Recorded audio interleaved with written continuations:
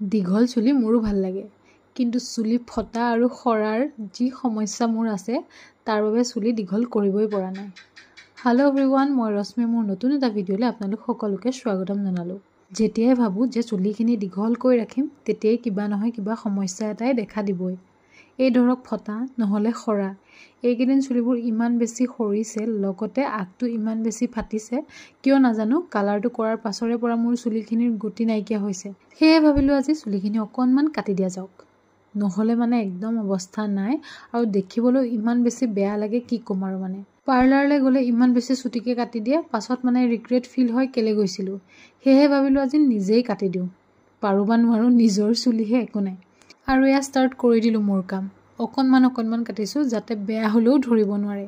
বহুতে কয় দীঘল চুলিকোছা থাকিলেহে বোলে ছোৱালীজনী শুৱনি হয়, কিন্তু এই দীঘল চুলিকোছাৰ আঁৰৰ কাহিনী কোনেও নাজানে।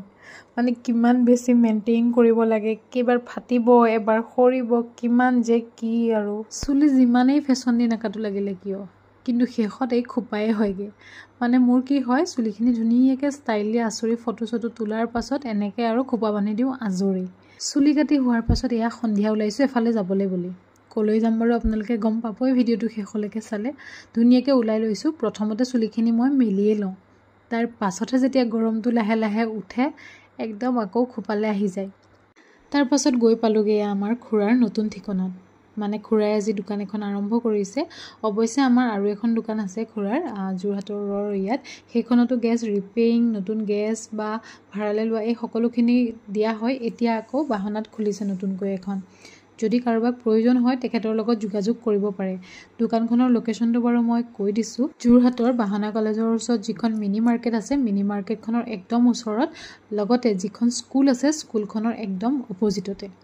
দোকানৰ পৰা চিধাই খুৰাৰ ঘৰলৈ আহিলোঁ। খুৰাৰ ঘৰতে ভাত সাজ আজি খাই আহিলোঁ, যিহেতু আজি শংকৰদেৱৰ তিথি আছিলে আৰু সেইটো কাৰণে নিৰামিষে আছিলে আৰু এয়া ঘৰ আহি পাই এইকেইটাৰ উৎপাত চাওকচোন। মানে ক'ৰবাৰ পৰা অহাৰ পাছত এই দুটাৰ উৎপাতৰ কথা কি ক'ম আৰু। এৰি নিদিয়ে, মানে আকৌ কিজানি গুচি যাম। একদম বিচনাত আহি ই উঠি লয়হি। গীতা বাৰু বিচনাত নুঠে, কিন্তু ই মানে এৰি নিদিয়ে। যেতিয়ালৈকে অলপ দেৰি মৰম কৰি নিদিওঁ, তেতিয়ালৈকে মানে যাবলৈ নিবিচাৰে আৰু। যি কি নহওক, আজিৰ ভিডিঅ'টো ইমানেই। আপোনালোকে শেষলৈকে ভিডিঅ'টো চালে তাৰ বাবে আপোনালোকক অশেষ ধন্যবাদ। ভিডিঅ'বোৰত আপোনালোকে মৰম দিছে, তাৰ বাবেও ধন্যবাদ। তেনেহ'লে আজিৰ ভিডিঅ'টো ইমানতে সামৰিছোঁ। আজিলৈ আহিছোঁ। আপোনালোক সকলো ভালে থাকক। বাই।